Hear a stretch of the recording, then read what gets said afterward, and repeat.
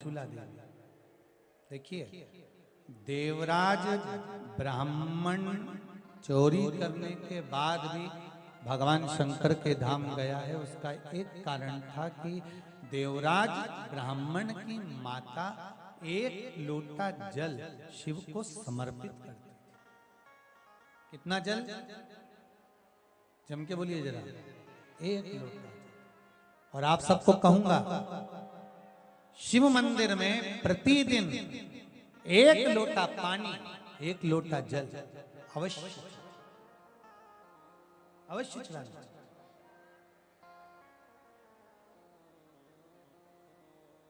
एक लोटा पानी भगवान शंकर को अवश्य। क्या होता है? 3 दोष समाप्त होते हैं एक लोटा पानी शिव जी को चढ़ाने से। 3 दोष। पहला पितृदोष, दूसरा वास्तु दोष और तीसरा कालसर्प दोष। जब हम घर में से जल लेकर जाते हैं तो हमारे घर का पानी जब जाता है तो घर का जो वास्तु केंद्र होता है वो रसोई घर होता है। रसोई घर में से जल ले जाकर शिव जी को चढ़ाते हैं तो उससे वास्तु दोष समाप्त होता है। दूसरे नंबर पर है पितृदोष। घर का जो मटका होता है, परिंडा होता है, हंडा होता है, वो पितरों का स्थान होता है। उस पितरों के स्थान पर जो जल भरा होता है उसमें से अगर भाग भगवान शिव को चढ़ाया जाए तो पितरों का देवता आर्यमा भगवान शंकर के कहने पर चलता है। इसलिए वो भाग जब शिव को प्राप्त होता है तो आर्यमा संतुष्ट होकर पितरों को भी फल प्रदान करता है। तीसरे नंबर पर कालसर्प दोष। भगवान शंकर को एक लोटा पानी अगर चढ़ा रहे हो, भगवान शिव पर एक लोटा पात्र जल का अगर चढ़ा रहे हो तो आपका कालसर्प दोष समाप्त। कालसर्प दोष होता कैसे? शंकर भगवान का चढ़ा हुआ जल तुलसी जी में चढ़ाने से पत्रिका में कालसर्प दोष हो जाता है।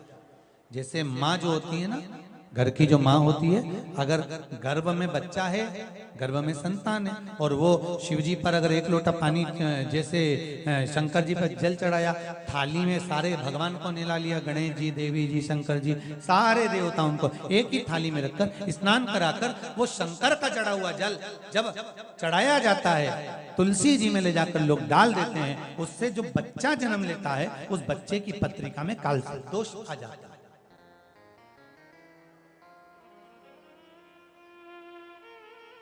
इसलिए शिव महापुराण की कथा कहती है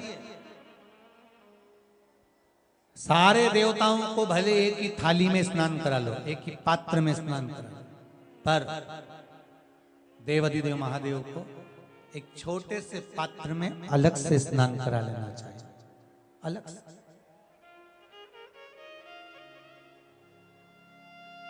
और उस पात्र का जल शिव जी को समर्पित करा हुआ जल तुलसी जी में नहीं डालना। तुम्हारे घर में जो पौधा हो, जो पौधा हो आपके घर, आप उसको उसमें समर्पित कर दो। जैसे बेलपत्री चढ़ाने के बाद जल चढ़ाना या जल चढ़ाकर बेलपत्र चढ़ाना। एक पत्र है, बड़ा सुंदर है, छोटा सा भाव, प्रश्न अच्छा है, आप सबके हित का।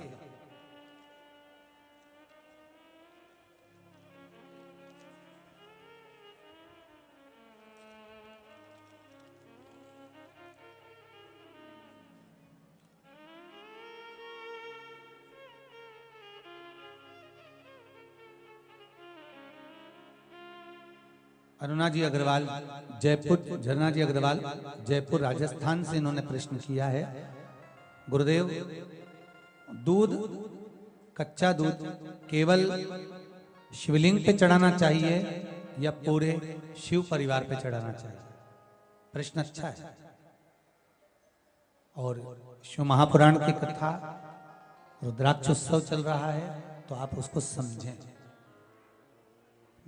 दूध केवल शिवलिंग पे चढ़ाना चाहिए या जो शिवलिंग के आसपास में सभी परिवार विराजमान होता है उस पे भी चढ़ाना चाहिए?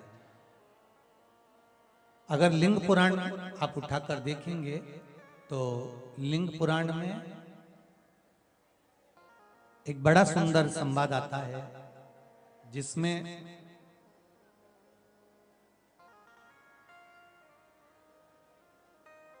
पीले कलर के शिवलिंग का वर्णन आता है।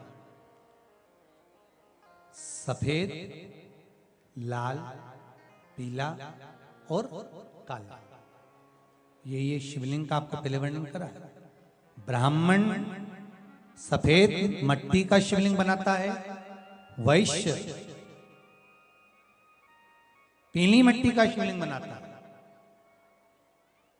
क्षत्रिय लाल मट्टी का शिवलिंग का निर्माण करता है, शूद्र काली मट्टी का शिवलिंग का निर्माण करता है। काली मिट्टी के शिवलिंग का निर्माण करता है। ये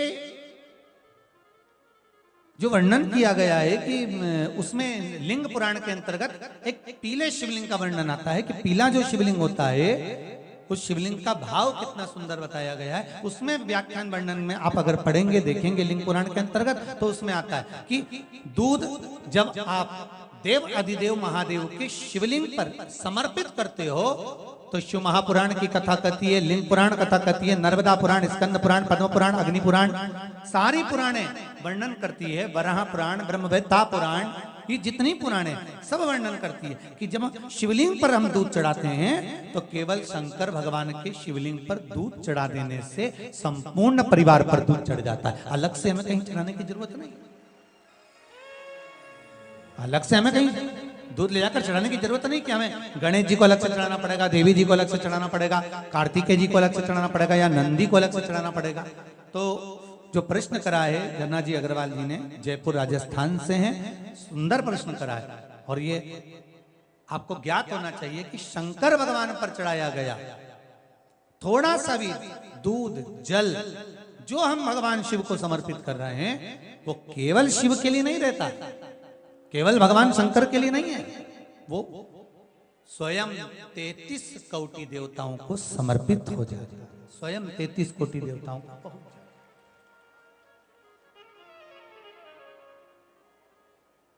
अलग से देने की जरूरत नहीं होती।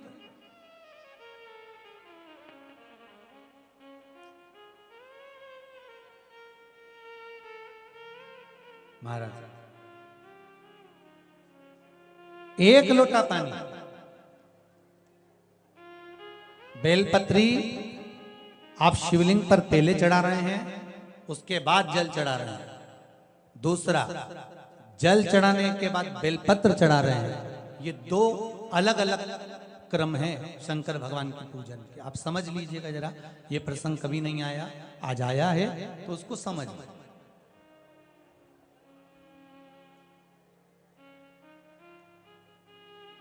पहले बेलपत्र, उसके बाद में जल जो चढ़ाया जाता है ये रोग मुक्ति के लिए चढ़ाया जाता है। काय के लिए चढ़ाते हैं अपन? रोग के निवारण के लिए, रोग मुक्ति के लिए। जैसे कोरोना महामारी के अंतर्गत अपन सबने स्मरण किया ऑनलाइन शिव महापुराण में कि एक वर्णन किया था कि अगर ज्यादा स्वास्थ्य गड़बड़ हो रहा है तो एक लोटा दूध था और एक लोटा पानी बेलपत्र रखकर फिर चढ़ाने का उस समय पर वर्णन किया था। आप लोगों ने, कई लोगों ने उसको किया भी और उसका लाभ आपको मिला। उसी तरह आप शिव मंदिर में जाकर दर्शन करेंगे तो दो चीजें अपने को दर्शन करने को मिलेगी। एक भक्त आता है शंकर जी के मंदिर में, आलोक भाव से पहुंचते हैं तो पहले वो क्या करते हैं, पहले बेलपत्री चढ़ा देते हैं फिर जल चढ़ा देते हैं। और एक भक्त जो शिव मंदिर में पहुंचता है पहले जल चढ़ाता है फिर बेलपत्र चढ़ाता है। दोनों का अलग अलग क्रम है, दोनों का अलग अलग भाव वर्णन है। पहला, अगर बेलपत्र चढ़ाया है और उसके बाद अगर शंकर भगवान पे जल चढ़ा रहे हो तो ये रोग मुक्ति के लिए होता है। जैसे बड़े रोग किसी को हो जाए, रोग किसी को घेर ले तो वो बेलपत्री चढ़ाने के बाद फिर जल चढ़ाएगा तो उसको रोग थम जाएगा और फिर वो रोग आगे नहीं बढ़ेगा, आगे नहीं बढ़ेगा। रोगों को थामने के लिए बेलपत्री पहले फिर जल। और जब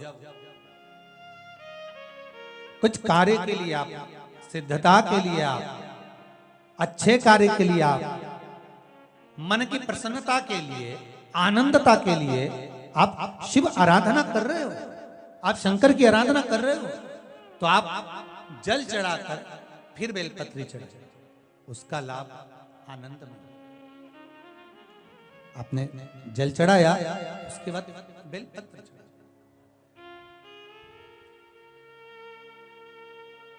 बस एक बात का स्मरण आपको होना चाहिए शिव महापुराण का, कि जब भी आप भगवान शंकर को बेलपत्र चढ़ाते हैं, बेलपत्र समर्पित करते हैं, बेलपत्र समर्पित करते समय प्रयास करा करें कि ये बेलपत्र को जब भी आप समर्पित करें, प्रयास करें कि बीच की जो पत्ती होती है बेलपत्र की, मध्य की जो पत्ती होती है, उसको अंगुष्ठ से पकड़ा जाए। उसके बाद में आप फिर बेलपत्री को शिव पर समर्पित करें, प्रयास करिए।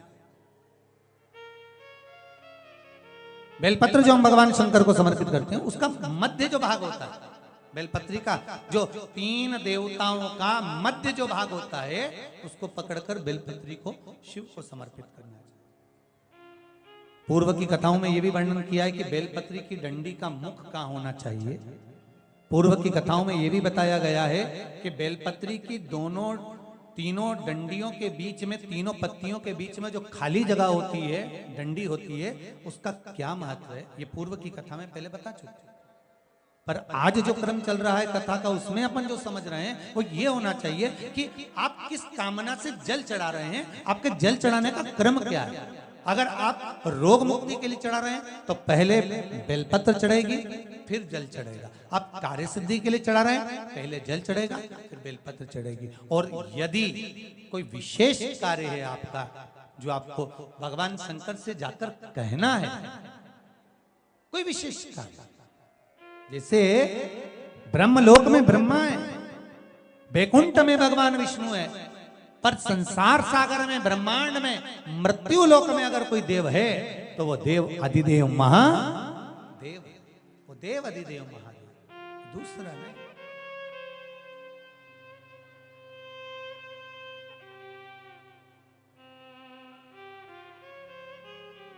कोई दूसरा नहीं है। भगवान दया करना, मैं तेरे भरोसे हूँ। भोलेनाथ दया करना, मैं तेरे भरोसे हूँ। ना घर के भरोसे हूँ, ना परिवार के भरोसे हूँ। सब गाइए। ना घर के भरोसे हूँ, ना परिवार के भरोसे हूँ। भोलेनाथ दया करना, मैं तेरे भरोसे हूँ। भोलेनाथ दया करना, मैं तेरे भरोसे हूँ। जिसको एक भरोसा होता है शंकर का, भगवान का एक भरोसा होता है, दिखता नहीं है, दिखता नहीं है। ना इनके भरोसे हूँ, ना उनके भरोसे हूँ, ना इनके भरोसे हूँ, ना उनके भरोसे हूँ। भोलेनाथ दया करना, मैं तेरे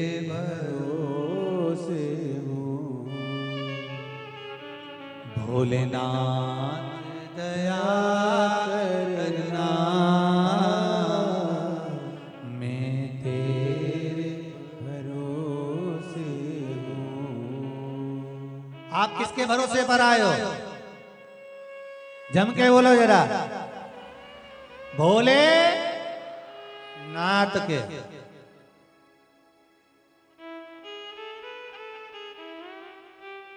शिव के भरोसे पे। और जो उसके भरोसे पर रहता है फिर वो